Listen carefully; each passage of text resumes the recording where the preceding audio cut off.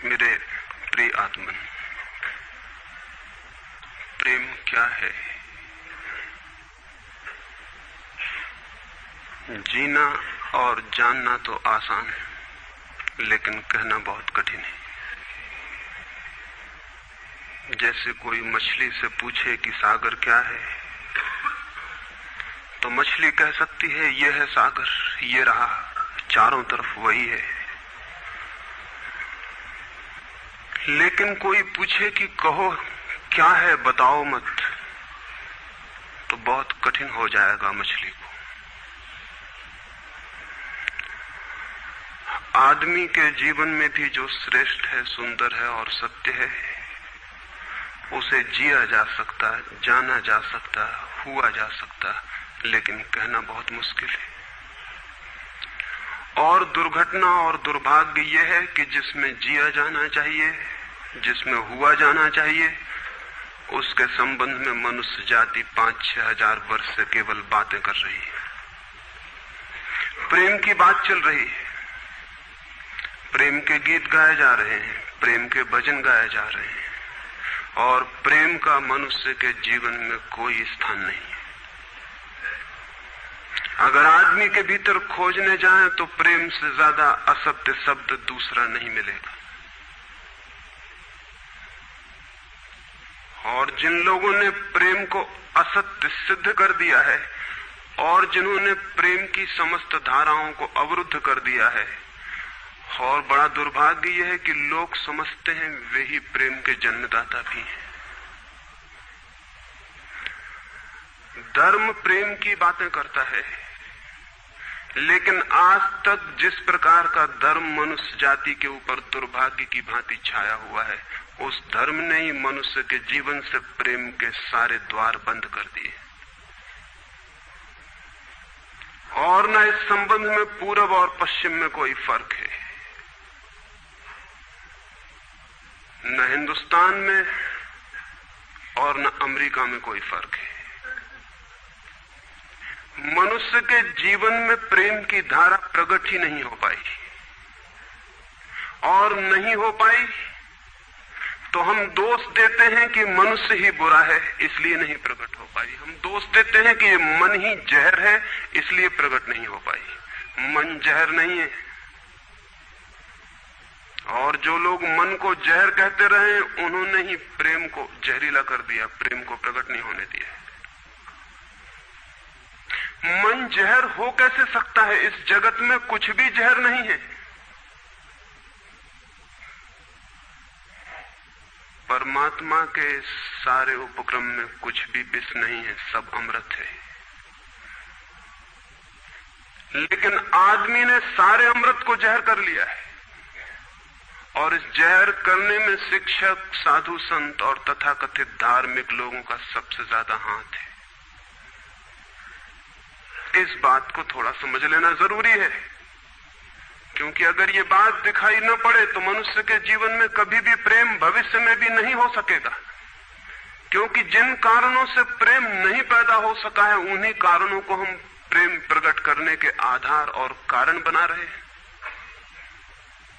हालतें ऐसी हैं कि गलत सिद्धांतों को अगर हजारों वर्ष तक दोहराया जाए तो फिर हम ये भूल ही जाते हैं कि सिद्धांत गलत हैं, और दिखाई पड़ने लगता है कि आदमी गलत है, क्योंकि उन सिद्धांतों को पूरा नहीं कर पा रहा है। मैंने सुना है एक सम्राट के महल के नीचे से एक पंखा बेचने वाला गुजरता था और जोर से चिल्ला रहा था कि अनूठे और अद्भुत पंखे मैंने निर्मित किए हैं।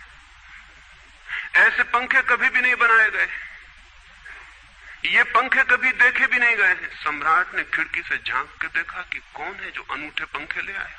सम्राट के पास सब तरह के पंखे थे, दुनिया के कोने कोने में जो मिल सकते थे। और नीचे देखा, गलियारे में खड़ा हुआ एक आदमी, साधारण 2-2 पैसे के पंखे होंगे, और चिल्ला रहा है कि अनूठे, अद्वितीय।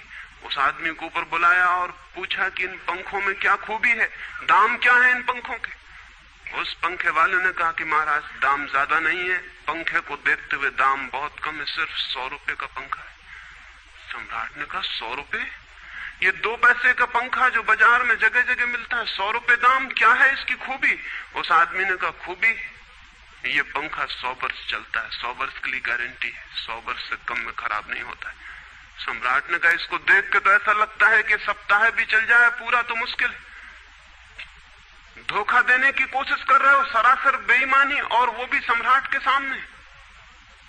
उस आदमी ने कहा आप मुझे भली भांति जानते हैं, इसी गलिहारे में रोज पंखे बेचता हूं, 100 रुपए दाम है इसके, और अगर 100 वर्ष न चले तो जिम्मेदार मैं हूं, रोज तो नीचे मौजूद होता हूं, और फिर आप सम्राट हैं, आपको धोखा देके जाऊंगा कहां।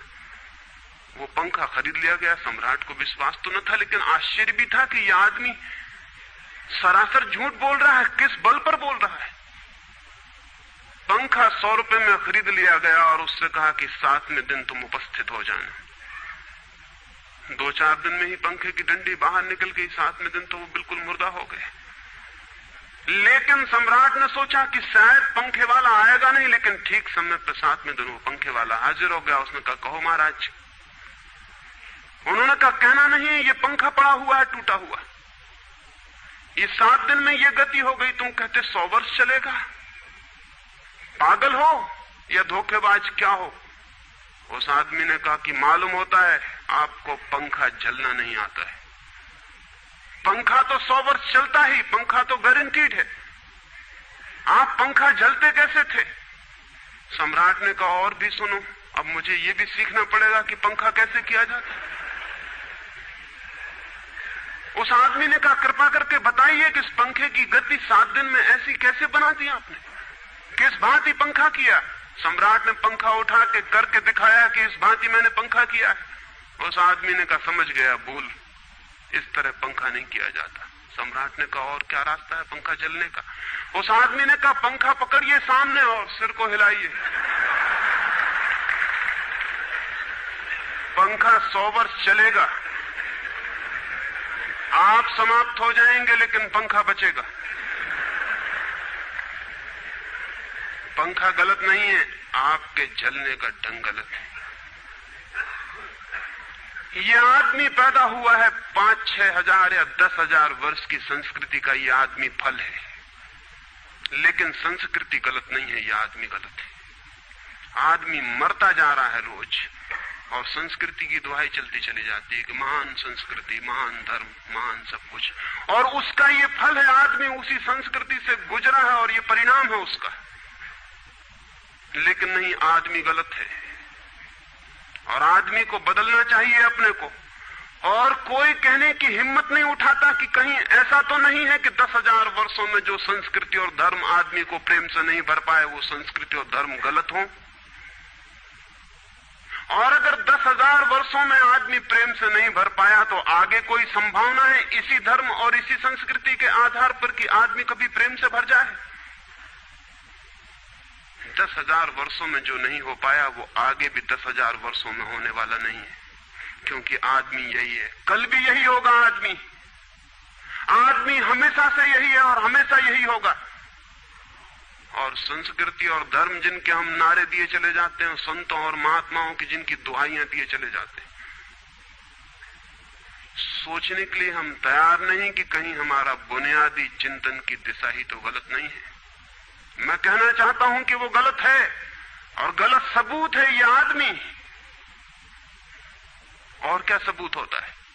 एक बीज को हम बोएं और फल जहरीले और कड़वे हों, तो क्या सब सिद्ध होता है? सिद्ध होता है कि वो बीज जहरीला और कड़वा रहा होगा। हालांकि बीज में पता लगाना मुश्किल है कि उससे जो फल पैदा होंगे वो कड़वे पैदा होंगे। बीज में कुछ खोजबीन नहीं की जा सकती। बीज को तोड़ो फोड़ो, कोई पता नहीं चल सकता कि इससे जो फल पैदा होंगे वो कड़वे होंगे। बीज को वो 100 वर्ष लग जाएंगे, वृक्ष होगा, बड़ा होगा, आकाश में फैलेगा, तब फल आएंगे और तब पता चलेगा कि वे कड़वे। 10,000 वर्ष में संस्कृति और धर्म के जो बीज बोए गए हैं, ये आदमी उसका फल है और ये कड़वा है और घृणा से भरा हुआ है। लेकिन उसी की दुहाई दिए चले जाते हैं हम और सोचते हैं उससे प्रेम हो जाएगा। मैं आपसे कहना चाहता हूं उससे प्रेम नहीं हो सकता है, क्योंकि प्रेम के पैदा होने की जो बुनियादी संभावना है, धर्मों ने उसकी ही हत्या कर दी है और उसमें ही जहर घोल दिया है। मनुष्य से भी ज्यादा प्रेम पशुओं और पक्षियों में और पौधों में दिखाई पड़ता है, जिनके पास न कोई संस्कृति है न कोई धर्म है। संस्कृत और सुसंस्कृत और सभ्य मनुष्यों की बजाय असभ्य और जंगल के आदमी में ज्यादा प्रेम दिखाई पड़ता है, जिसके पास न कोई विकसित धर्म है, न कोई सभ्यता है, न कोई संस्कृति है। जितना आदमी सभ्य, सुसंस्कृत और तथाकथित धर्मों के प्रभाव में मंदिरों और चर्चों में प्रार्थना करने लगता, उतना ही प्रेम से शून्य क्यों होता चला जाता। जरूर कुछ कारण है, और दो कारणों पर मैं विचार करना चाहता हूं। अगर वे ख्याल में आ जाएं तो प्रेम के अवरुद्ध स्रोत टूट सकते हैं और प्रेम की गंगा बह सकती है। वह हर आदमी के भीतर है, उसे कहीं से लाना नहीं है। प्रेम कोई ऐसी बात नहीं है कि कहीं खोजने जाना है उसे, वो है, वो प्राणों की प्यास है हर एक के भीतर, वो प्राणों की सुगंध है प्रत्येक के भीतर, लेकिन चारों तरफ से परकोटा है उसके और वो प्रकट नहीं हो पाती। सब तरफ पत्थर की दीवार है और वो झरने नहीं फूट पाते। तो प्रेम की खोज और प्रेम की साधना कोई पॉजिटिव, कोई विधायक खोज और साधना नहीं है कि हम जाएं और कहीं प्रेम सीख लें। एक मूर्तिकार एक पत्थर को तोड़ रहा था, कोई देखने गया था कि मूर्ति कैसे बनाई जाती है। उसने देखा कि मूर्ति तो बिल्कुल नहीं बनाई जा रही, सिर्फ छेनी और हथौड़े से पत्थर तोड़ा जा रहा है। तो उस आदमी ने पूछा कि आप क्या कर रहे हैं, मूर्ति नहीं बनाएंगे? मैं तो मूर्ति का बनना देखने आया हूं, आप तो सिर्फ पत्थर तोड़ रहे हैं। उस मूर्तिकार ने कहा कि मूर्ति तो पत्थर के भीतर छिपी है, उसे बनाने की जरूरत नहीं है, सिर्फ उसके ऊपर जो व्यर्थ पत्थर जुड़ा है उसे अलग कर देने की जरूरत है और मूर्ति प्रकट हो जाएगी। मूर्ति बनाई नहीं जाती, मूर्ति सिर्फ आविष्कृत होती है, डिस्कवर होती है, अनावृत होती है, उघाड़ी जाती है। मनुष्य के भीतर प्रेम छिपा है, सिर्फ उघाड़ने की बात है, उसे पैदा करने का सवाल नहीं है, अनावृत करने की बात है। कुछ है जो हमने ऊपर से ओढ़ा हुआ है जो उसे प्रकट नहीं होने देता। एक चिकित्सक से जाके आप पूछें कि स्वास्थ्य क्या है, और दुनिया का कोई चिकित्सक नहीं बता सकता कि स्वास्थ्य क्या है। बड़े आश्चर्य की बात है, स्वास्थ्य पर ही तो सारा चिकित्सा शास्त्र खड़ा है, सारी मेडिकल साइंस खड़ी है, और कोई नहीं बता सकता कि स्वास्थ्य क्या है। लेकिन चिकित्सक से पूछें कि स्वास्थ्य क्या है तो वो कहेगा बीमारियों के बाबत हम बता सकते हैं कि बीमारियां क्या हैं, उनके लक्षण हमें पता है, एक एक बीमारी का अलग अलग परिभाषा हमें पता है। स्वास्थ्य का हमें कोई भी पता नहीं है। इतना हम कह सकते हैं कि जब कोई बीमारी नहीं होती तो जो होता है वो स्वास्थ्य है। स्वास्थ्य तो मनुष्य के भीतर छिपा है, इसलिए मनुष्य की परिभाषा के बाहर है। बीमारी बाहर से आती है, इसलिए बाहर से परिभाषा की जा सकती है। स्वास्थ्य भीतर से आता है, उसकी कोई परिभाषा नहीं की जा सकती। इतना ही हम कह सकते हैं कि बीमारियों का अभाव स्वास्थ्य है। लेकिन ये स्वास्थ्य की कहां परिभाषा हुई? स्वास्थ्य के संबंध में तो हमने कुछ भी ना कहा कि बीमारियां नहीं है तो बीमारियों के संबंध में कहा। सच ये है कि स्वास्थ्य पैदा नहीं करना होता, या तो छिप जाता है बीमारियों में, या बीमारियां हट जाती हैं तो प्रकट हो जाता है। स्वास्थ्य हम में है, स्वास्थ्य हमारा स्वभाव है। प्रेम हम में है, प्रेम हमारा स्वभाव है। इसलिए ये बात गलत है कि मनुष्य को समझाया जाए कि तुम प्रेम पैदा करो। सोचना यह है कि प्रेम पैदा क्यों नहीं हो पा रहा है, बाधा क्या है, अड़चन क्या है, कहां रुकावट डाल दी गई। अगर कोई भी रुकावट ना हो तो प्रेम प्रकट होगा ही, उसे सिखाने की और समझाने की कोई भी जरूरत नहीं है। अगर मनुष्य के ऊपर गलत संस्कृति और गलत संस्कार की धाराएं और बाधाएं न हो तो हर आदमी प्रेम को उपलब्ध होगा ही, ये अनिवार्यता है। प्रेम से कोई बच ही नहीं सकता, प्रेम स्वभाव है। गंगा बहती है हिमालय से, बहेगी गंगा, उसके प्राण है, उसके पास जल है, वो बहेगी और सागर को खोज ही लेगी। न किसी पुलिस वाले से पूछेगी, न किसी पुरोहित से पूछेगी कि सागर कहां है। देखा किसी गंगा को चौरस्ते पर खड़े होकर पूछते कि सागर कहां है? उसके प्राणों में है छिपी सागर की खोज और ऊर्जा है, तो पहाड़ तोड़ेगी, मैदान तोड़ेगी और पहुंच जाएगी सागर तक। सागर कितने ही दूर हो, कितना ही छिपा हो, खोज ही लेगी। और कोई रास्ता नहीं है, कोई गाइड बुक नहीं है कि जिससे पता लगा ले कि कहां से जाना है, लेकिन पहुंच जाती है। लेकिन बांध बांध दिए जाएं, चारों तरफ परकोटे उठा दिए जाएं, प्रकृति की बाधाओं को तोड़ के तो गंगा सागर तक पहुंच जाती है, लेकिन अगर आदमी की इंजीनियरिंग की बाधाएं खड़ी कर दी जाएं तो हो सकता है गंगा सागर तक न पहुंच पाए। ये भेद समझ लेना जरूरी है। प्रकृति की कोई भी बाधा असल में बाधा नहीं है, इसलिए गंगा सागर तक पहुंच जाती है, हिमालय को काट के पहुंच जाती है। लेकिन अगर आदमी ईजाद करे, इंतजाम करे, तो गंगा को सागर तक नहीं भी पहुंचने दे सकता है। प्रकृति का तो एक सहयोग है, प्रकृति तो एक हार्मनी है। वहां जो बाधा भी दिखाई पड़ती है वो भी शायद शक्ति को जगाने के लिए चुनौती है। वहां जो विरोध भी दिखाई पड़ता है वो भी शायद भीतर प्राणों में जो छिपा है उसे प्रकट करने के लिए बुलावा है। वहां शायद कोई बाधा नहीं है। वहां हम बीज को दबाते हैं जमीन में, दिखाई पड़ता है कि जमीन की एक परत बीज के ऊपर पड़ी है, बाधा दे रही, लेकिन वो बाधा नहीं दे रही। अगर वो परत ना होगी तो बीज अंकुरित भी नहीं हो पाएगा। ऐसे दिखाई पड़ता है कि एक परत जमीन की बीज को नीचे दबा रही है, लेकिन वो परत दबा इसलिए रही है ताकि बीज दबे, गले और टूट जाए और अंकुर बन जाए। ऊपर से दिखाई पड़ता है वो जमीन बाधा दे रही, लेकिन वो जमीन मित्र है और सहयोग कर रही बीज को प्रकट करने में। प्रकृति तो एक हार्मनी है, एक संगीतपूर्ण लयबद्धता है, लेकिन आदमी ने जो जो निसर्ग के ऊपर इंजीनियरिंग की है, जो जो उसने अपने यांत्रिक धारणाओं को ठोंकने की और बिठाने की कोशिश की है, उससे गंगाएं रुक गई हैं, जगह जगह अवरुद्ध हो गई हैं। और फिर आदमी को दोष दिया जाता है। किसी बीज को दोष देने की जरूरत नहीं है। अगर वो पौधा न बन पाए तो हम कहेंगे कि जमीन नहीं मिली होगी, ठीक, पानी नहीं मिला होगा, ठीक, सूरज की रोशनी नहीं मिली होगी, ठीक,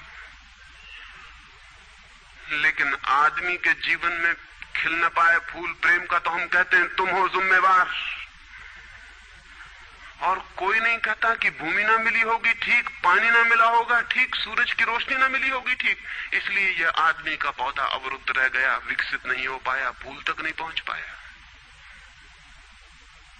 मैं आपसे कहना चाहता हूं कि बुनियादी बाधाएं आदमी ने खड़ी की हैं। प्रेम की गंगा तो बह सकती है और परमात्मा के सागर तक पहुंच सकती है। आदमी बना उस लिए है कि वो बहे और प्रेम बहे और परमात्मा तक पहुंच जाए, लेकिन हमने कौन सी बाधाएं खड़ी कर दी? पहली बात, आज तक मनुष्य की सारी संस्कृतियों ने सेक्स का, काम का, वासना का विरोध किया है। इस विरोध ने मनुष्य के भीतर प्रेम के जन्म की संभावना तोड़ दी, नष्ट कर दी। इस निषेध ने, क्योंकि सच्चाई यह है कि प्रेम की सारी यात्रा का प्राथमिक बिंदु काम है, सेक्स है। प्रेम की यात्रा का जन्म गंगोत्री, जहां से गंगा पैदा होगी प्रेम की, वो सेक्स है, वो काम है। और उसके सब दुश्मन है, सारी संस्कृतियां और सारे धर्म और सारे गुरु और सारे महात्मा। तो गंगोत्री पर ही चोट कर दी, वहीं रोक दिया। पाप है काम, अधम है काम, जहर है काम। और हमने सोचा भी नहीं कि काम की ऊर्जा ही, सेक्स एनर्जी ही अंततः प्रेम में परिवर्तित होती और रूपांतरित होती। प्रेम का जो विकास है वो काम की शक्ति का ही ट्रांसफॉर्मेशन है, वो उसी का रूपांतरण है। एक कोयला पड़ा हो और आपको ख्याल भी नहीं आएगा कि कोयला ही रूपांतरित होकर हीरा बन जाता है। हीरे और कोयले में बुनियादी रूप से कोई भी फर्क नहीं है। हीरे में भी वही तत्व हैं जो कोयले में है, और कोयला हजारों वर्ष की प्रक्रिया से गुजर के हीरा बन जाता है। लेकिन कोयले की कोई कीमत नहीं है। उसे कोई घर में रखता भी है तो ऐसी जगह जहां दिखाई न पड़े, और हीरे को लोग छातियों पर लटका के घूमते हैं कि वो दिखाई पड़े। और हीरा और कोयला एक ही है, लेकिन कोई दिखाई नहीं पड़ता कि इन दोनों के बीच अंतर संबंध है, एक यात्रा है। कोयले की शक्ति ही हीरा बनती है, और अगर आप कोयले के दुश्मन हो गए, जो कि हो जाना बिल्कुल आसान है क्योंकि कोयले में कुछ भी नहीं दिखाई पड़ता, तो हीरे के पैदा होने की संभावना भी समाप्त हो गई, क्योंकि कोयला ही हीरा बन सकता था। सेक्स की शक्ति ही, काम की शक्ति ही प्रेम बनती है, लेकिन उसके विरोध में सारे दुश्मन हैं उसके, अच्छे आदमी उसके दुश्मन हैं। और उसके विरोध ने प्रेम के अंकुर भी नहीं फूटने दिए, और जमीन से प्रथम से पहली सीढ़ी से नष्ट कर दिया भवन को। फिर वो हीरा नहीं बन पाता कोयला, क्योंकि उसके बनने के लिए जो स्वीकृति चाहिए, जो उसका विकास चाहिए, जो उसको रूपांतरित करने की प्रक्रिया चाहिए, उसका सवाल ही नहीं उठता। जिसके हम दुश्मन हो गए, जिसके हम शत्रु हो गए, जिससे हमारी द्वंद्व की स्थिति बन गई और जिससे हम निरंतर लड़ने लगे, अपनी ही शक्ति से आदमी को लड़ा दिया गया है, सेक्स की शक्ति से आदमी को लड़ा दिया गया है। और शिक्षाएं दी जाती हैं कि द्वंद्व छोड़ना चाहिए, कॉन्फ्लिक्ट छोड़नी चाहिए, लड़ना नहीं चाहिए। और सारी शिक्षाएं बुनियाद में सिखा रही हैं कि लड़ो, मन जहर है तो मन से लड़ो, जहर से तो लड़ना पड़ेगा। सेक्स पाप है तो उससे लड़ो। और ऊपर से कहा जा रहा है कि द्वंद्व छोड़ो। जिन शिक्षाओं के आधार पर मनुष्य द्वंद्व से भर रहा है, वही शिक्षाएं दूसरी तरफ कह रही हैं कि द्वंद्व छोड़ो। एक तरफ आदमी को पागल बनाओ और दूसरी तरफ पागल खाने खोलो कि उनका इलाज करना है। एक तरफ कीटाणु फैलाओ बीमारियों के, और फिर अस्पताल खोलो कि बीमारियों का इलाज यहां किया जाता है। एक बात समझ लेनी जरूरी है संबंध में, मनुष्य कभी भी काम से मुक्त नहीं हो सकेगा। काम उसके जीवन का प्राथमिक बिंदु है, उसी से जन्म होता है। परमात्मा ने काम की शक्ति को ही, सेक्स को ही सृष्टि का मूल बिंदु स्वीकार किया है। और परमात्मा जिसे पाप नहीं समझ रहा, महात्मा उसे पाप बता रहे हैं। अगर परमात्मा उसे पाप समझता है तो परमात्मा से बड़ा पापी इस पृथ्वी पर, इस जगत में, इस विश्व में कोई भी नहीं है। फूल खिला हुआ दिखाई पड़ रहा है। कभी सोचा है कि फूल का खिल जाना भी सेक्सुअल एक्ट है? फूल का खिल जाना भी काम की एक घटना है, वासना की एक घटना है। फूल में है क्या उसके खिल जाने में? उसके खिल जाने में कुछ भी नहीं है। वे बिंदु हैं, पराग के, वीरी के कण हैं, जिन्हें तितलियां उड़ा के दूसरे फूलों पे ले जाएंगी और नया जन्म देंगी। एक मोर नाच रहा है और कवि गीत गा रहे हैं, और संत भी देख के प्रसन्न होंगे, लेकिन उन्हें ख्याल नहीं कि नृत्य एक सेक्सुअल एक्ट है। मोर पुकार रहा है अपनी प्रेयसी को या अपने प्रेमी को, वो नृत्य किसी को रिझाने के लिए। पपीहा गीत गा रहा है, कोयल बोल रही है। एक आदमी जवान हो गया है, एक युवती सुंदर होकर विकसित हो गई है।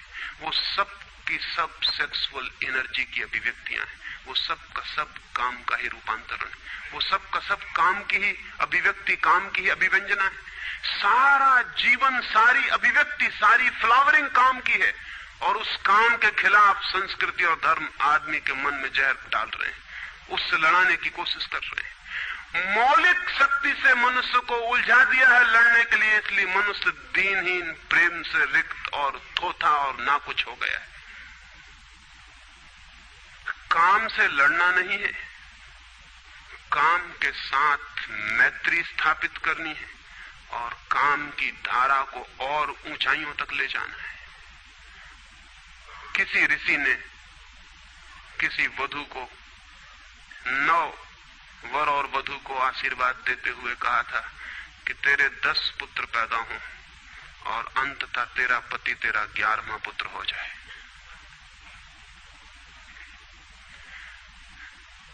वासना रूपांतरित हो तो पत्नी मां बन सकती है, वासना रूपांतरित हो तो काम प्रेम बन सकता है, लेकिन काम ही प्रेम बनता है। काम की ऊर्जा ही प्रेम की ऊर्जा में विकसित होती है, फलित होती है। लेकिन हमने मनुष्य को भर दिया है काम के विरोध में। इसका परिणाम यह हुआ कि प्रेम तो पैदा नहीं हो सका, क्योंकि वो तो आगे का विकास था, काम की स्वीकृति से आता। प्रेम तो विकसित नहीं हुआ और काम के विरोध में खड़े होने के कारण मनुष्य का चित्त ज्यादा से ज्यादा कामुक और सेक्सुअल होता चला गया। हमारे सारे गीत, हमारी सारी कविताएं, हमारे चित्र, हमारी पेंटिंग्स, हमारे मंदिर, हमारी मूर्तियां सब घूम फिर के सेक्स के आसपास केंद्रित हो गई। हमारा मन ही सेक्स के आसपास केंद्रित हो गया। इस जगत में कोई भी पशु मनुष्य की भांति सेक्सुअल नहीं है। मनुष्य 24 घंटे सेक्सुअल हो गया। उठते बैठते सोते जागते सेक्स ही सब कुछ हो गया। उसके प्राण में एक घाव हो गया, विरोध के कारण, दुश्मनी के कारण, शत्रुता के कारण। जो जीवन का मूल था उससे मुक्त तो हुआ नहीं जा सकता था, लेकिन उससे लड़ने की चेष्टा में सारा जीवन रुग्ण जरूर हो सकता था, वो रुग्ण हो गया है। और ये जो मनुष्य जाति इतनी ज्यादा कामुक दिखाई पड़ रही है, इसके पीछे तथाकथित धर्मों और संस्कृति का बुनियादी हाथ है। इसके पीछे बुरे लोगों का नहीं, सज्जनों और संतों का हाथ है। और जब तक मनुष्य जाति सज्जनों और संतों के इस अनाचार से मुक्त नहीं होती, तब तक प्रेम के विकास की कोई संभावना नहीं। मुझे एक घटना याद आती है। एक फकीर अपने घर से निकला था, किसी मित्र के पास मिलने जा रहा है। निकला है कि घोड़े पर उसका चढ़ा हुआ एक बचपन का दोस्त घर आके सामने खड़ा हो गया। उसने कहा कि दोस्त तुम घर पे रुको, वर्षों से प्रतीक्षा करता था कि तुम आओगे तो बैठेंगे और बात करेंगे, और दुर्भाग्य कि मुझे किसी मित्र से मिलने जाना है, मैं वचन दे चुका हूं तो मैं वहां जाऊंगा, घंटे भर में जल्दी से जल्दी लौट आऊंगा, तब तक तुम विश्राम करो। उसके मित्र ने कहा कि मुझे तो चैन नहीं है, अच्छा होगा कि मैं तुम्हारे साथ ही चला चलूं। लेकिन उसने कहा कि मेरे कपड़े सब गंदे हो गए धूल से रास्ते की, अगर तुम्हारे पास कुछ अच्छा कपड़ा हो तो मुझे दे दो, तो मैं डाल लूं और साथ हो जाऊं। निश्चित था उस फकीर के पास किसी सम्राट ने उसे एक बहुमूल्य कोट, एक पगड़ी और धोती भेंट की थी। उसने संभाल कर रखी थी, कभी जरूरत पड़ेगी तो पहनूंगा। वो जरूरत नहीं आई थी, निकाल के ले आया। खुशी में मित्र ने जब पहन ली तब उसे थोड़ी ईर्ष्या पैदा हुई। मित्र ने पहन के तो मित्र सम्राट मालूम होने लगा। बहुमूल्य कोट था, पगड़ी थी, धोती थी, शानदार जूते थे, और उसके सामने वो फकीर बिल्कुल ही नौकर चाकर दीनहीन दिखाई पड़ने लगा। उसने सोचा है तो बड़ा मुश्किल हुआ है, तो बड़ा गलत हुआ। जिनके घर में ले जाऊंगा ध्यान इस पर जाएगा, मुझ पर किसी का भी ध्यान जाएगा नहीं। अपने ही कपड़े, और आज अपने ही कपड़ों के कारण मैं दीनहीन हो जाऊंगा। लेकिन बार बार मन को समझाया कि मैं फकीर हूं, आत्मा परमात्मा की बात करने वाला, क्या रखा है कोट में पगड़ी में, छोड़ो, पहने रहने तो कितना फर्क पड़ता है।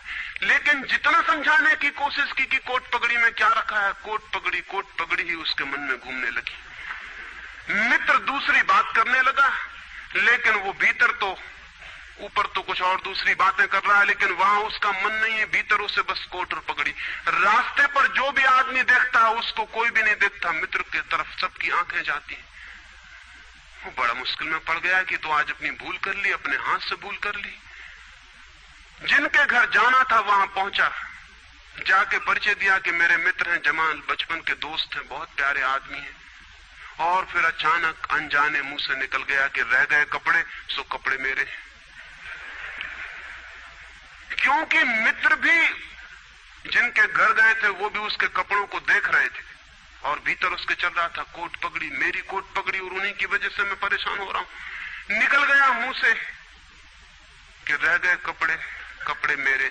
मित्र भी हैरान हुआ, घर के लोग भी हैरान हुए कि ये क्या पागलपन की बात है।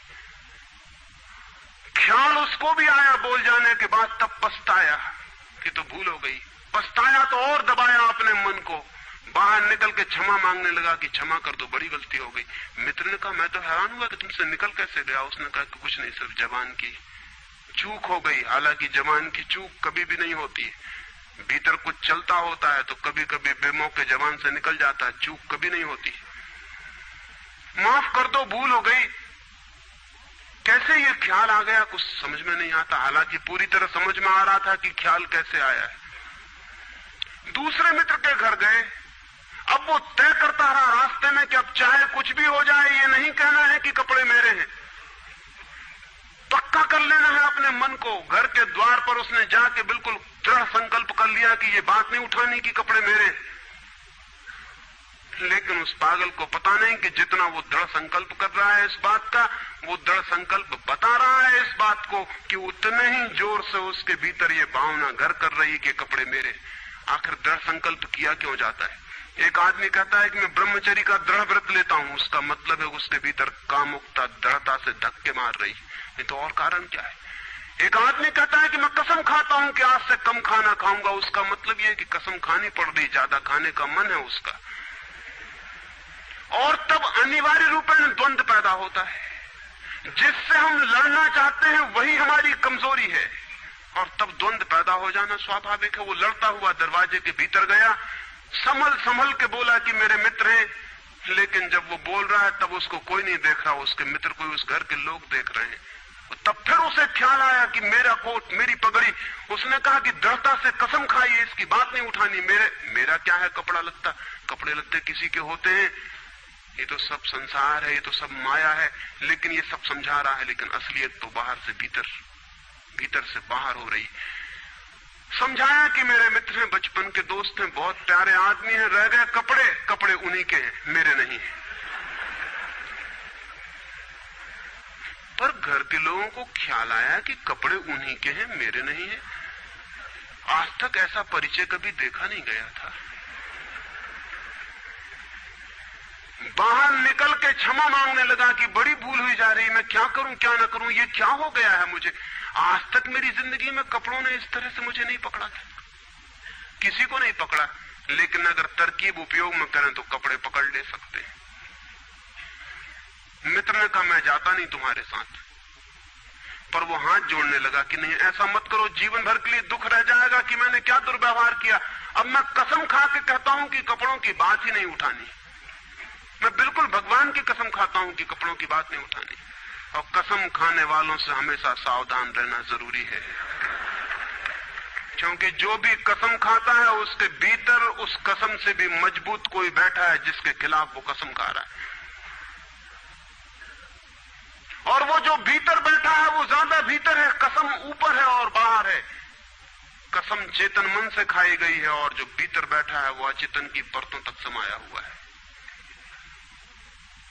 अगर मन के 10 हिस्से कर दें तो कसम एक हिस्से ने खाई है, 9 हिस्से उल्टा भीतर खड़ा हुआ है। ब्रह्मचर्य की कसम एक हिस्सा खा रहा है मन का, और 9 हिस्सा परमात्मा की दुहाई दे रहा है। वो जो परमात्मा ने बनाया है वो उसके लिए कहा चला जा रहा है, कहे चला जा रहा है।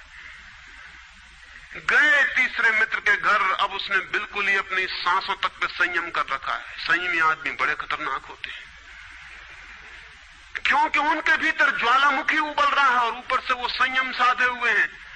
और इस बात को स्मरण रखना कि जिस चीज को साधना पड़ता है, साधने में इतना श्रम लग जाता है कि साधना पूरे वक्त हो नहीं सकती, फिर शिथिल होना पड़ेगा, विश्राम करना पड़ेगा। अगर मैं जोर से मुट्ठी बांध लूं तो कितनी देर बांधे रख सकता हूं? 24 घंटे। जितने जोर से बांधूंगा उतने ही जल्दी थक जाऊंगा और मुट्ठी खुल जाएगी। जिस चीज में भी श्रम करना पड़ता है, जितना ज्यादा श्रम करना पड़ता है उतने जल्दी थकान आ जाती, शक्ति खत्म हो जाती और उल्टा होना शुरू हो जाता। मुट्ठी बांधी जितने जोर से उतने ही जल्दी मुट्ठी खुल जाएगी। मुट्ठी खुली रखी जा सकती है 24 घंटे, लेकिन बांध के नहीं रखी जा सकती है। जिस काम में श्रम पड़ता है उस काम को आप जीवन नहीं बना सकते, कभी सहज नहीं हो सकता वो काम। श्रम पड़ेगा, फिर विश्राम का वक्त आएगा ही। इसलिए जितना सधा हुआ संत होता है उतना ही खतरनाक आदमी होता है, क्योंकि उसका विश्राम का वक्त आएगा। 24 घंटे में घंटे भर को उसे शिथिल होना पड़ेगा, उसी बीच दुनिया भर के पाप उसके भीतर खड़े हो जाएंगे, नरक सामने आ जाएगा। तो उसने बिल्कुल ही अपने को सांस रोक लिया और कहा कि अब कसम खाता हूं कि इन कपड़ों की बात ही नहीं उठानी। लेकिन आप सोच लें उसकी हालत, अगर आप थोड़े बहुत भी धार्मिक आदमी होंगे तो आपको अपने अनुभव से भी पता चल सकता है कि उसकी क्या हालत हुई होगी। अगर आपने कसम खाई हो, व्रत लिए हो, संकल्प साधे हो, तो आपको भली भांति पता होगा कि भीतर क्या हालत हो जाती। भीतर गया, उसके माथे से पसीना चू रहा है, इतना श्रम पड़ रहा है। मित्र डरा हुआ है उसके पसीने को देखकर कि वो उसकी सब नसें खिंची हुई हैं। वो बोल रहा है एक एक शब्द कि मेरे मित्र हैं, बड़े पुराने दोस्त हैं, बहुत अच्छे आदमी हैं। और एक क्षण को वो रुका, जैसे भीतर से कोई जोर का धक्का आया हो और सब बह गया, बाढ़ आ गई और सब बह गया। और उसने कह कि रह गए कपड़े की बात, तो मैंने कसम खा ली है कि कपड़े की बात ही नहीं करनी।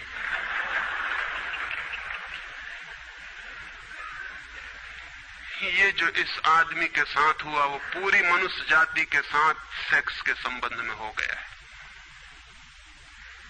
सेक्स को ऑब्सेशन बना दिया, सेक्स को रोग बना दिया, घाव बना दिया और सब विषाक्त कर दिया, सब विषाक्त कर दिया। छोटे छोटे बच्चों को समझाया जा रहा कि सेक्स पाप है, लड़कियों को समझाया जा रहा, लड़कों को समझाया जा रहा कि सेक्स पाप है। फिर ये लड़की जवान होगी, ये लड़का जवान होगा, इनकी शादियां होंगी और सेक्स की दुनिया शुरू होगी और इन दोनों के भीतर ये भाव है कि ये पाप है। और फिर कहा जाएगा स्त्री को कि पति को परमात्मा मान। जो पाप में ले जा रहा उसको परमात्मा कैसे माना जा सकता? ये कैसे संभव है कि जो पाप में घसीट रहा है वो परमात्मा हो? और उस लड़के को कहा जाएगा, उस युवक को कहा जाएगा कि तेरी पत्नी है, तेरी साथनी है, तेरी संगी है। लेकिन जो नरक में ले जा रही, शास्त्रों में लिखा कि स्त्री नरक का द्वार है।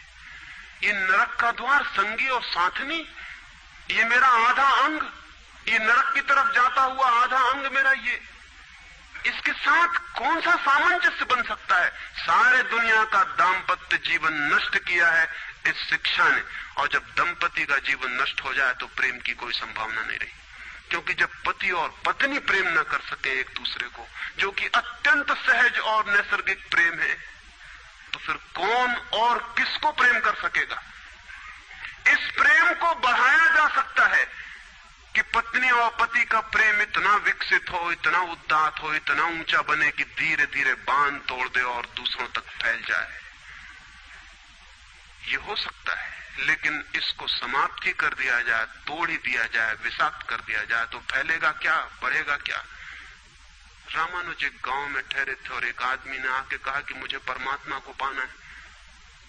तो उन्होंने कहा कि तूने कभी किसी को प्रेम किया है? उस आदमी ने कहा इस झंझट में मैं कभी पड़ा ही नहीं, प्रेम वगैरह की झंझट मैंने की, मुझे तो परमात्मा को खोजना है। रामानुज ने कहा तूने कभी झंझट ही नहीं की प्रेम की? उसने कहा मैं बिल्कुल सच कहता हूं आपसे।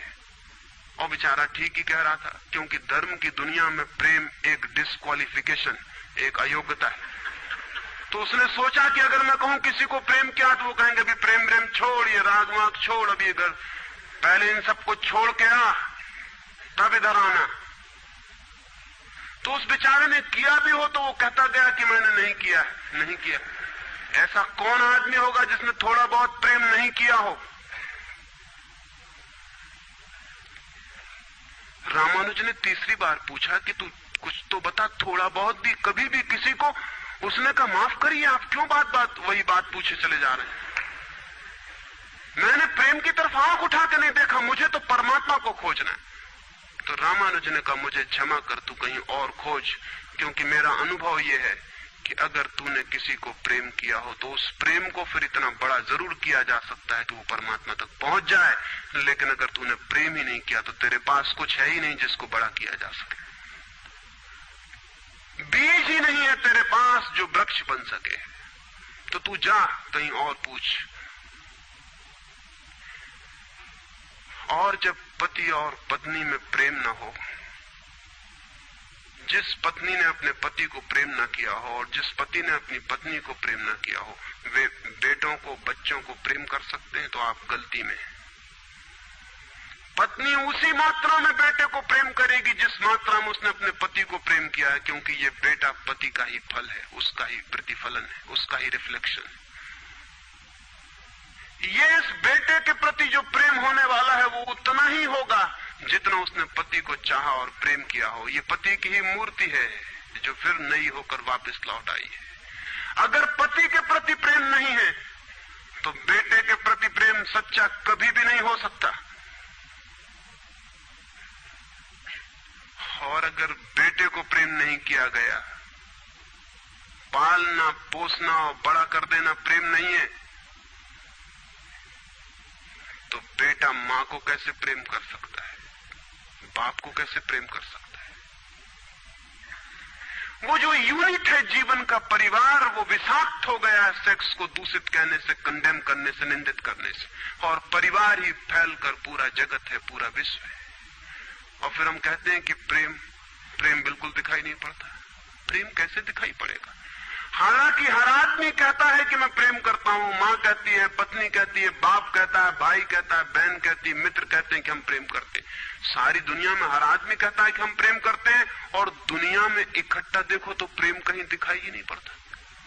इतने लोग अगर प्रेम करते हैं तो दुनिया में तो प्रेम की वर्षा हो जानी चाहिए थी, प्रेम के फूल ही फूल खिल जाने चाहिए थे, प्रेम के दिए ही दिए जल जाते, घर घर प्रेम का दिया होता तो दुनिया में इकट्ठी इतनी रोशनी होती प्रेम की। लेकिन वहां तो घृणा की रोशनी दिखाई पड़ती है, क्रोध की रोशनी दिखाई पड़ती है, युद्धों की रोशनी दिखाई पड़ती है, प्रेम का तो कोई पता नहीं चलता। झूठी है ये बात, और ये झूठ जब तक हम मानते चले जाएंगे तब तक सत्य की दिशा में खोज भी नहीं हो सकती। कोई किसी को प्रेम नहीं कर रहा है, और जब तक काम के निसर्ग को परिपूर्ण आत्मा से स्वीकृति नहीं मिलती तब तक कोई किसी को प्रेम कर भी नहीं सकता है। मैं आपसे कहना चाहता हूं कि काम दिव्य है, डिवाइन है। सेक्स की शक्ति परमात्मा की शक्ति है, ईश्वर की शक्ति है। इसीलिए तो उससे ऊर्जा पैदा होती है और नया जीवन विकसित होता है। वही तो सबसे रहस्यपूर्ण शक्ति है, वही तो सबसे ज्यादा मिस्टीरियस फोर्स है। उससे दुश्मनी छोड़ दें। अगर आप चाहते हैं कि कभी आपके जीवन में प्रेम की वर्षा हो जाए, उससे दुश्मनी छोड़ दें, उसे आनंद से स्वीकार करें,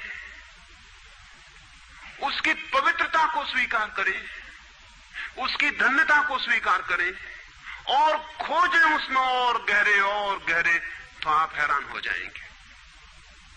जितनी पवित्रता से काम की स्वीकृति होगी उतना ही काम पवित्र होता चला जाता है, और जितनी अपवित्रता और पाप की दृष्टि से काम से विरोध होगा, काम उतना ही पापपूर्ण और कुरूप होता चला जाता है।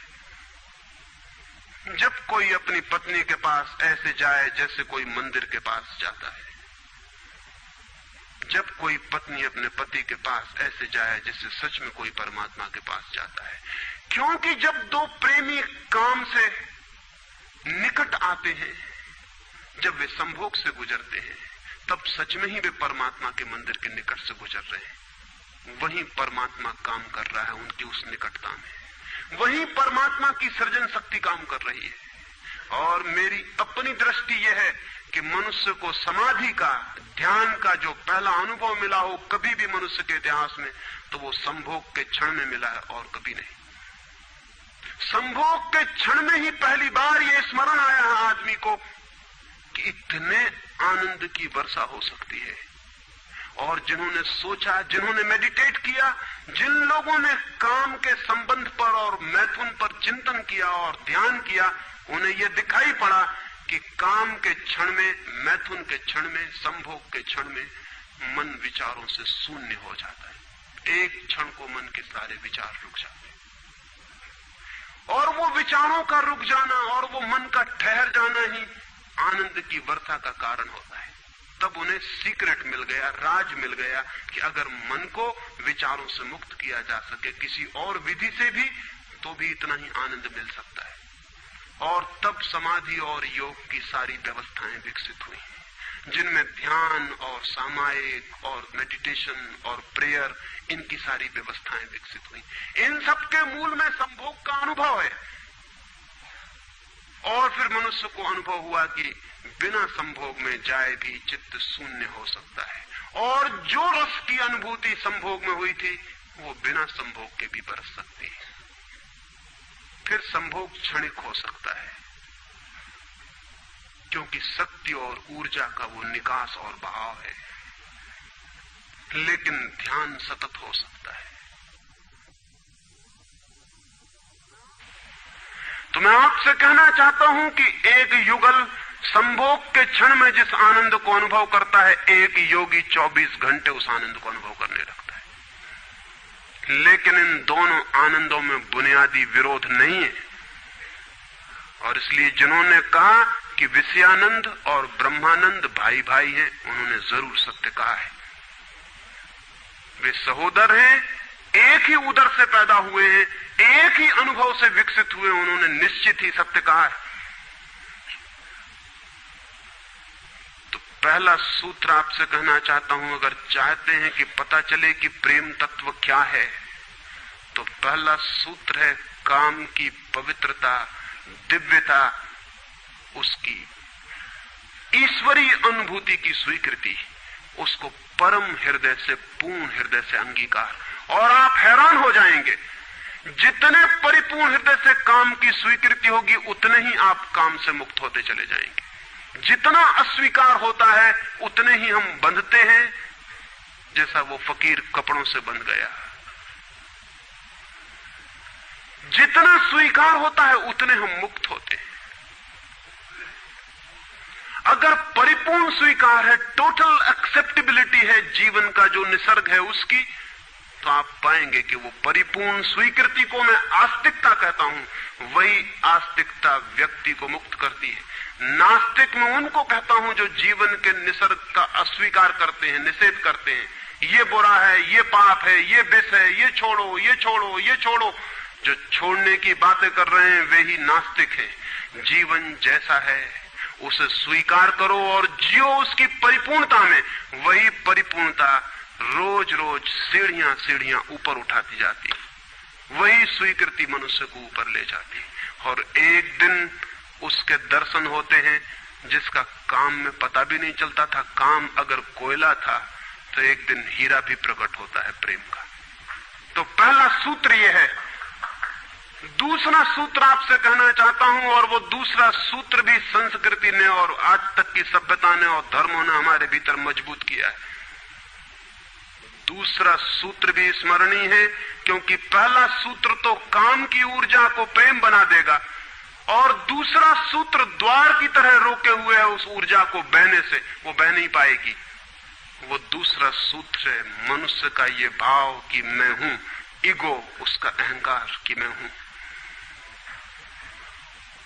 बुरे लोग तो कहते ही हैं कि मैं हूं, अच्छे लोग और जोर से कहते हैं कि मैं हूं, और मुझे स्वर्ग जाना है और मोक्ष जाना है और मुझे ये करना है और मुझे वो करना है। लेकिन वो मैं खड़ा हुआ है वहां भीतर। और जिस आदमी का मैं जितना मजबूत है, उतना ही उस आदमी की सामर्थ्य दूसरे से संयुक्त हो जाने की कम हो जाती। क्योंकि मैं एक दीवार है, एक घोषणा है कि मैं हूं। मैं की घोषणा कह देती है तुम हो, मैं हूं, दोनों के बीच फासला है। फिर मैं कितना ही प्रेम करूं और आपको अपनी छाती से लगा लूं, लेकिन फिर भी हम दो हैं। छातियां कितनी ही निकट आ जाएं, फिर भी बीच में फासला है। मैं हूं, तुम हो। इसलिए निकटतम अनुभव भी निकट नहीं ला पाते। शरीर पास बैठ जाते हैं, आदमी दूर दूर बने रह जाते हैं। जब तक भीतर मैं बैठा हुआ है, तब तक दूसरे का भाव नष्ट नहीं होता। शास्त्र ने कहीं एक अद्भुत वचन कहा है कि दी अदर इज हेल। वो जो दूसरा है वही नरक है। लेकिन शास्त्र ने ये नहीं कहा कि why the other is other. वो दूसरा क्यों है? वो दूसरा इसलिए है कि मैं हूं, और जब तक मैं हूं तब तक दुनिया में हर चीज दूसरी है, अन्य है, भिन्न है। और जब तक भिन्नता है तब तक प्रेम का अनुभव नहीं हो सकता। प्रेम है एकात्म का अनुभव। प्रेम है इस बात का अनुभव कि गिर गई दीवार और दो ऊर्जाएं मिल गई और संयुक्त हो गई। प्रेम है इस बात का अनुभव कि एक व्यक्ति और दूसरे व्यक्ति की सारी दीवारें गिर गईं और प्राण संयुक्त हुए, मिले और एक हो गए। जब यही अनुभव एक व्यक्ति और समस्त के बीच फलित होता है तो उस अनुभव को मैं कहता हूं परमात्मा, और जब दो व्यक्तियों के बीच फलित होता है तो उसे मैं कहता हूं प्रेम। अगर मेरे और किसी दूसरे व्यक्ति के बीच ये अनुभव फलित हो जाए कि हमारी दीवारें गिर जाएं, हम किसी भीतर के तल पर एक हो जाएं, एक संगीत, एक धारा, एक प्राण, तो ये अनुभव है प्रेम। और अगर ऐसा ही अनुभव मेरे और समस्त के बीच घटित हो जाए कि मैं विलीन हो जाऊं और सब और मैं एक हो जाऊं, तो ये अनुभव है परमात्मा। इसलिए मैं कहता हूं प्रेम है सीढ़ी और परमात्मा है उस यात्रा की अंतिम मंजिल। ये कैसे संभव है कि दूसरा मिट जाए? जब तक मैं न मिटूं तब तक दूसरा कैसे मिट सकता है? वो दूसरा पैदा किया है मेरे मैं की प्रतिध्वनि ने। जितने जोर से मैं चिल्लाता हूं कि मैं, उतने ही जोर से वो दूसरा पैदा हो जाता है। वो दूसरी प्रतिध्वनि है, उस तरफ इको हो रही मेरे मैं की। और ये अहंकार, ये ईगो द्वार पर दीवार बन के खड़ी है। और मैं है क्या? कभी सोचा आपने कि ये मैं है क्या? आपका हाथ है मैं, आपका पैर है, आपका मस्तिष्क है, आपका हृदय है, क्या है आपका मैं? अगर आप एक क्षण भी शांत होकर भीतर खोजने जाएंगे कि कहां है मैं, कौन सी चीज है मैं, तो आप एकदम हैरान रह जाएंगे। भीतर कोई मैं खोजे से मिलने को नहीं। जितना गहरा खोजेंगे उतना ही पाएंगे भीतर एक सन्नाटा और शून्य है। वहां कोई आई नहीं, वहां कोई मैं नहीं, वहां कोई ईगो नहीं। एक भिक्षु नागसेन को एक सम्राट मिलिंद ने निमंत्रण दिया था कि तुम आओ दरबार में। तो जो राजदूत गया था निमंत्रण देने, उसने नागसेन को कहा कि भिक्षु नागसेन, आपको बुलाया है सम्राट मिलिंद ने, मैं निमंत्रण देने आया हूं। तो नागसेन कहने लगा मैं चलूंगा जरूर, लेकिन एक बात विनय कर दूं, पहले ही कह दूं कि भिक्षु नागसेन जैसा कोई है नहीं। ये केवल एक नाम है, काम चलाऊ नाम है। आप कहते हैं तो मैं चलूंगा जरूर, लेकिन ऐसा कोई आदमी कहीं है नहीं। राजदूत ने जाके सम्राट को कह दिया कि बड़ा अजीब आदमी है वो कहने लगा कि मैं चलूंगा जरूर, लेकिन ध्यान रहे कि भिक्षु नागसेन जैसा कहीं कोई है नहीं, ये केवल एक काम चलाऊ नाम है। सम्राट ने कहा अजीब सी बात है, जब वो कहता है मैं चलूंगा, आएगा वो आया भी रथ पर बैठकर। सम्राट ने द्वार पर स्वागत किया और कहा भिक्षु नागसेन हम स्वागत करते हैं आपका। वो हंसने लगा, उसने कहा कि स्वागत स्वीकार करता हूं, लेकिन स्मरण रहे भिक्षु नागसेन जैसा कोई है नहीं। सम्राट कहने लगा बड़ी पहेली की बातें करते हैं आप। अगर आप नहीं हैं तो कौन है? कौन आया है यहां? कौन स्वीकार कर रहा है स्वागत? कौन दे रहा है उत्तर? नागसेन मुड़ा और उसने कहा कि देखते हैं सम्राट मिलिंद, ये रथ खड़ा है जिस पर मैं आया। सम्राट ने कहा ये रथ है। तो भिक्षु नागसेन पूछने लगा घोड़ों को निकाल के अलग कर लिया जाए। घोड़े अलग कर लिए गए और उसने पूछा सम्राट से ये घोड़े रथ हैं? सम्राट ने कहा घोड़े कैसे रथ हो सकते हैं? घोड़े अलग कर दिए गए। सामने के डंडे जिनसे घोड़े बंधे थे खिंचवा लिए गए। उसने पूछा कि ये रथ हैं? सिर्फ दो डंडे कैसे रथ हो सकते हैं? डंडे अलग कर दिए गए। चाक निकलवा लिए और कहा ये रथ है? सम्राट ने कहा ये चाक है, ये रथ नहीं है। और एक एक अंग रथ का निकलता चला गया और एक एक अंग पर सम्राट को कहना पड़ा कि नहीं ये रथ नहीं है। फिर आखिर पीछे शून्य बच गया, वहां कुछ भी ना बचा। भिक्षु नागसेन पूछने लगा रथ कहां है अब? रथ कहां है अब? और जितनी चीजें मैंने निकाली तुमने कहा ये भी रथ नहीं, ये भी रथ नहीं, ये भी रथ नहीं, अब रथ कहां है? तो सम्राट चौंक के खड़ा रह गया। रथ पीछे बचा भी नहीं था और जो चीजें निकल गई थी उनमें कोई रथ था भी नहीं। तो वो भिक्षु कहने लगा समझे आप, रथ एक जोड़ था, रथ कुछ चीजों का संग्रह मात्र था। रथ का अपना होना नहीं है कोई, ईगो नहीं है कोई। रथ एक जोड़ है। आप खोजे कहां है आपका मैं, और आप पाएंगे कि अनंत शक्तियों के एक जोड़ है, मैं कहीं भी नहीं है। और एक एक अंग आप सोचते चले जाएं तो एक एक अंग समाप्त होता चला जाता है, फिर पीछे शून्य रह जाता है। उसी शून्य से प्रेम का जन्म होता है, क्योंकि वो शून्य आप नहीं है, वो शून्य परमात्मा है। एक गांव में एक आदमी ने मछलियों की एक दुकान खोली थी, बड़ी दुकान थी। उस गांव में पहली दुकान थी, तो उसने एक बहुत खूबसूरत तख्ती बनवाई और उस पर लिखाया फ्रेश फिश सोल्ड हियर, यहां ताजी मछलियां बेची जाती। पहले दिन दुकान खुली और एक आदमी आया और कहने लगा फ्रेश फिश सोल्ड हियर, ताजी मछलियां, कहीं बासी मछलियां भी बेची जाती हैं? ताजी लिखने की क्या जरूरत? दुकानदार ने सोचा कि बात तो ठीक है, इससे और व्यर्थ बासे का भी ख्याल पैदा होता है। उसने फ्रेश अलग कर दिया, ताजा अलग कर दिया। तख्ती रह गई फिश सोल्ड हियर, मछलियां बेची जाती हैं, मछलियां यहां बेची जाती। दूसरे दिन एक बूढ़ी औरत आई और उसने कहा कि मछलियां यहां बेची जाती हैं, सोल्ड हियर, कहीं और कहीं भी बेचते हो? उस आदमी ने कहा ये हियर बिल्कुल फिजूल है। उसने तख्ती पर एक शब्द और अलग कर दिया, रह गया फिश सोल्ड। तीसरे दिन एक आदमी आया, वो कहने लगा फिश सोल्ड, मछलियां बेची जाती हैं, मुफ्त भी देते हो क्या? आदमी ने कहा ये सोल्ड भी बेकार। उस सोल्ड को भी अलग कर दिया। अब रह गई वहां तख्ती फिश। एक बुढ़ा आया और कहने लगा फिश, अंधे को भी मील भर दूर से बांस मिल जाती है, ये तख्ती काहे के लिए लटकाई हुई है यहां? फिश भी चली गई, खाली तख्ती रह गई वहां। और एक आदमी आया और उसने कहा ये तख्ती किस लिए लगाई है, इससे दुकान पे आड़ पड़ती। वो तख्ती भी चली गई, वहां कुछ भी नहीं रह गया। इलिमिनेशन होता गया, एक एक चीज हटती चली गई, पीछे जो शेष रह गया शून्य है। उस शून्य से प्रेम का जन्म होता है, क्योंकि उस शून्य में दूसरे के शून्य से मिलने की क्षमता है। सिर्फ शून्य ही शून्य से मिल सकता है और कोई नहीं।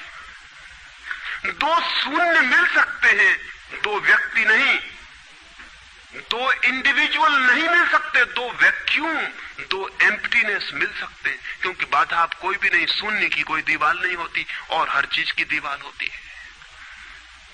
तो दूसरी बात स्मरणीय है, व्यक्ति जब मिटता है नहीं रह जाता, पाता है कि हूं ही नहीं, जो है वो मैं नहीं हूं, जो है वो सब है। तब द्वार गिरता है, दीवार टूटती है और तब वो गंगा बहती है जो भीतर छिपी है और तैयार है। वो शून्य की प्रतीक्षा कर रही कि कोई शून्य हो जाए तो उससे बह उठूं। हम एक कुआं खोदते हैं, पानी भीतर है, पानी कहीं से लाना नहीं होता, लेकिन बीच में मिट्टी पत्थर पड़े हैं, उनको निकाल के बाहर कर देते हैं। करते क्या है हम? करते हैं हम एक शून्य बनाते हैं, एक खाली जगह बनाते हैं, एक एम्प्टीनेस बनाते हैं। कुआं खोदने का मतलब है खाली जगह बनाना, ताकि खाली जगह में जो भीतर छिपा हुआ पानी है वो प्रकट होने के लिए जगह पा जाए, स्पेस पा जाए। वो भीतर है, उसको जगह चाहिए प्रकट होने को, जगह नहीं मिल रही, भरा हुआ है कुआं मिट्टी पत्थर से। मिट्टी पत्थर हमने अलग कर दिए, वो पानी उबल के बाहर आ गया। आदमी के भीतर प्रेम भरा हुआ है, स्पेस चाहिए, जगह चाहिए जहां वो प्रकट हो जाए। और हम भरे हुए हैं अपने मैं से। हर आदमी चिल्लाया चला जा रहा है मैं, और स्मरण रखें जब तक आपकी आत्मा चिल्लाती है मैं, तब तक आप मिट्टी पत्थर से भरे हुए कुएं हैं। आपके कुएं में प्रेम के झरने नहीं फूटेंगे, नहीं फूट सकते। मैंने सुना है एक बहुत पुराना वृक्ष था,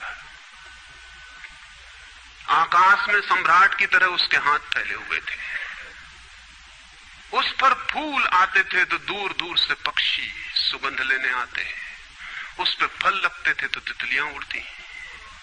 उसकी छाया, उसके फैले हाथ, हवाओं में उसका वो खड़ा रूप आकाश में बड़ा सुंदर था।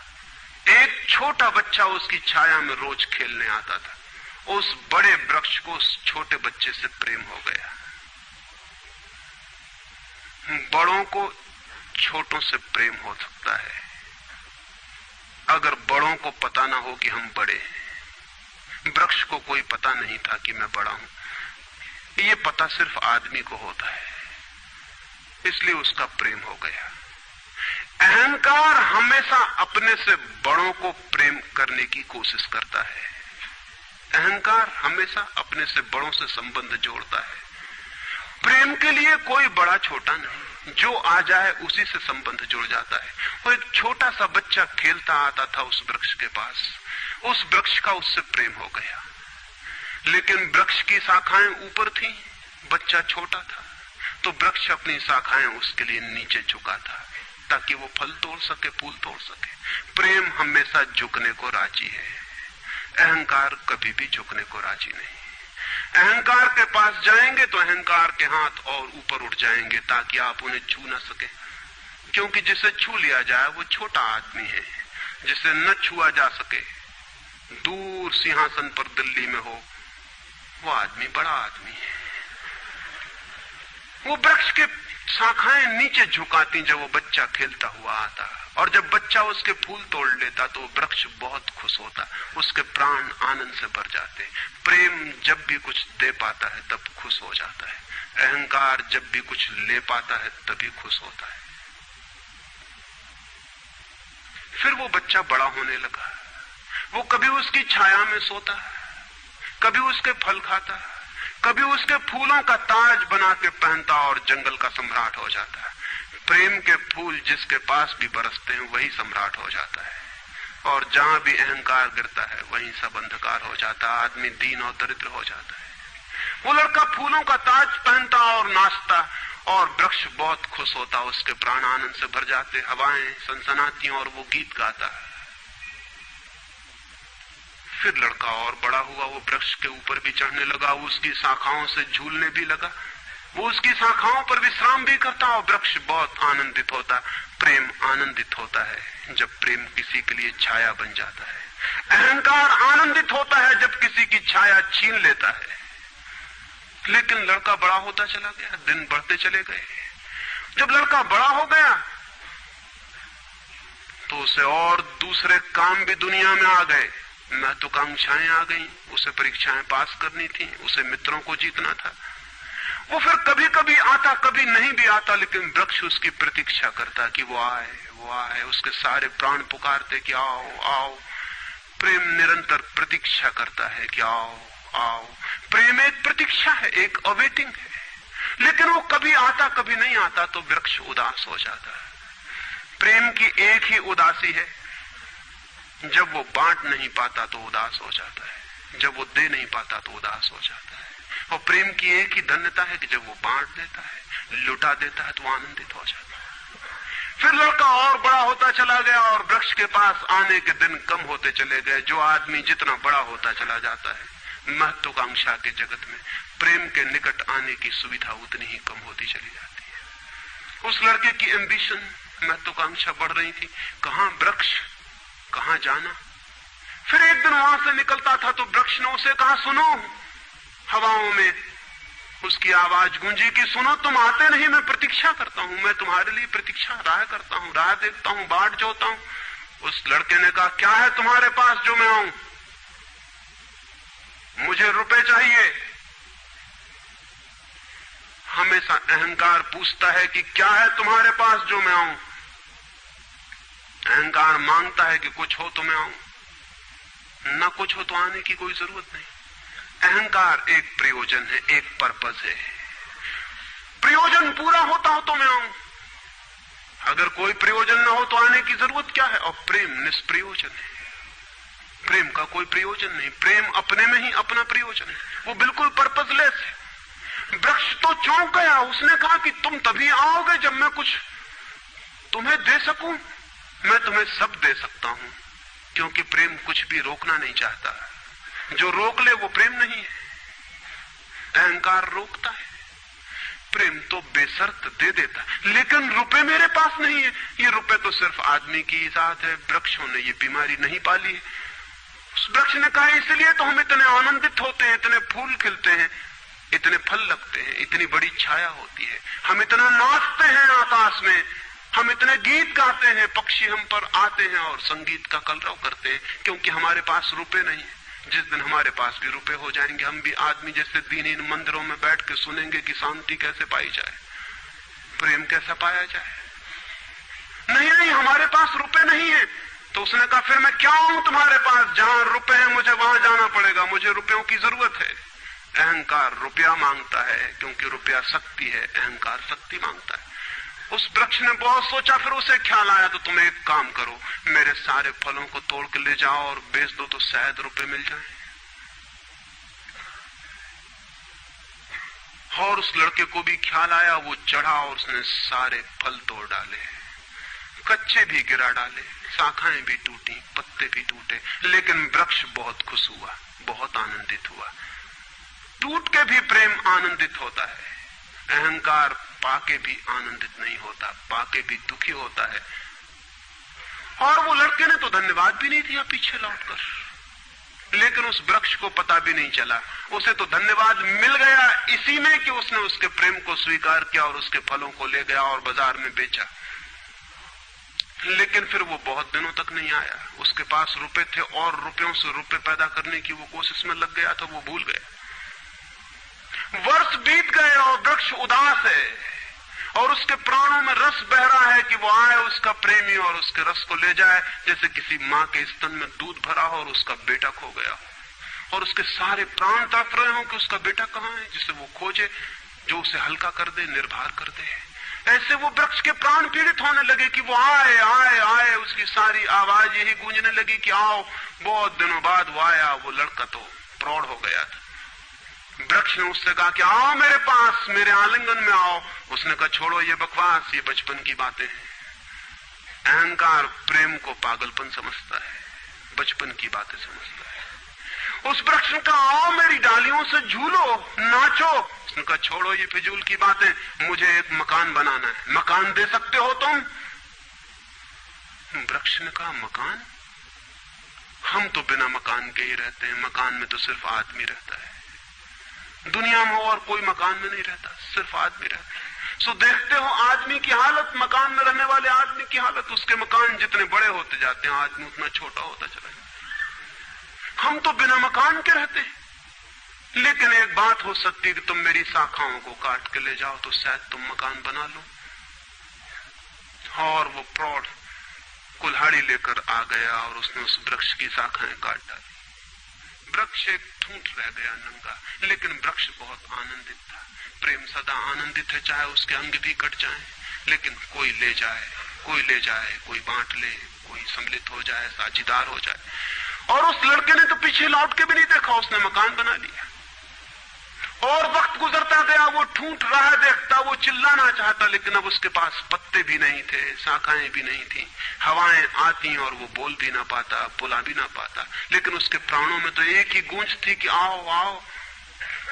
और बहुत दिन बीत गए, तब वो बूढ़ा आदमी हो गया था। वो बच्चा, वो निकल रहा था पास से, वृक्ष के पास आके खड़ा हो गया। तो वृक्ष ने पूछा क्या कर सकता हूं और मैं तुम्हारे लिए, तुम बहुत दिनों बाद आए। उसने कहा तुम क्या कर सकोगे? मुझे दूर देश जाना है धन कमाने के लिए, मुझे एक नाव की जरूरत है। तो उसने कहा तुम मुझे और काट लो तो मेरी इस पीड़ से नाव बन जाएगी और मैं बहुत धन्य होऊंगा कि मैं तुम्हारी नाव बन सकूं, तुम्हें दूर देश ले जा सकूं। लेकिन तुम जल्दी लौट आना और सकुशल लौट आना, मैं तुम्हारी प्रतीक्षा करूंगा। और उसने आरे से उस वृक्ष को काट डाला। तब वो एक छोटा सा ठूंठ रह गया और वो दूर यात्रा पर निकल गया। और वो ठूंठ भी प्रतीक्षा करता रहा कि वो आए आए, लेकिन अब उसके पास कुछ भी नहीं देने को। शायद वो नहीं आएगा, क्योंकि अहंकार वहीं आता है जहां कुछ पाने को है। अहंकार वहां नहीं जाता जहां कुछ पाने को नहीं। मैं उस ठूंठ के पास एक रात मेहमान हुआ था, तो वो ठूंठ मुझसे बोला कि वो मेरा मित्र अब तक नहीं आया और मुझे बड़ी पीड़ा होती, कहीं नाव डूब ना गई हो, कहीं वो भटक ना गया हो, कहीं किसी दूसरे किनारे पर विदेश में कहीं भूल ना गया हो, कहीं वो डूब ना गया हो, कहीं वो समाप्त ना हो गया हो। एक खबर मुझे भर कोई ला दे, अब मैं मरने के करीब हूं। एक खबर भर आ जाए कि वो सकुशल है, फिर कोई बात नहीं, फिर सब ठीक है। अब तो मेरे पास देने को कुछ भी नहीं है, इसलिए बुलाऊं भी तो शायद वो नहीं आएगा, क्योंकि वो लेने की ही भाषा समझता है। अहंकार लेने की भाषा समझता है, प्रेम देने की भाषा है। इससे ज्यादा और कुछ मैं नहीं कहूंगा। जीवन एक ऐसा वृक्ष बन जाए और उस वृक्ष की शाखाएं अनंत तक फैल जाएं, सब उसकी छाया में हो और सब तक उसकी बाह फैल जाए, तो पता चल सकता है कि प्रेम क्या है। प्रेम का कोई शास्त्र नहीं है, न कोई परिभाषा है, न प्रेम का कोई सिद्धांत है। तो मैं बहुत हैरानी में था कि क्या कहूंगा आपसे कि प्रेम क्या है, तो बताना मुश्किल है। आके बैठ सकता हूं, अगर मेरी आंखों में दिखाई पड़ जाए तो दिखाई पड़ सकता है, अगर मेरे हाथों में दिखाई पड़ जाए तो दिखाई पड़ सकता है। मैं कह सकता हूं यह है प्रेम, लेकिन प्रेम क्या है? अगर मेरी आंख में न दिखाई पड़े, मेरे हाथ में न दिखाई पड़े, तो शब्दों से बिल्कुल भी दिखाई नहीं पड़ सकता है कि प्रेम क्या है। मेरी बातों को इतने प्रेम और शांति से सुना, उससे बहुत बहुत अनुग्रहित हूं और अंत में सबके भीतर बैठे परमात्मा को प्रणाम करता हूं। मेरे प्रणाम स्वीकार।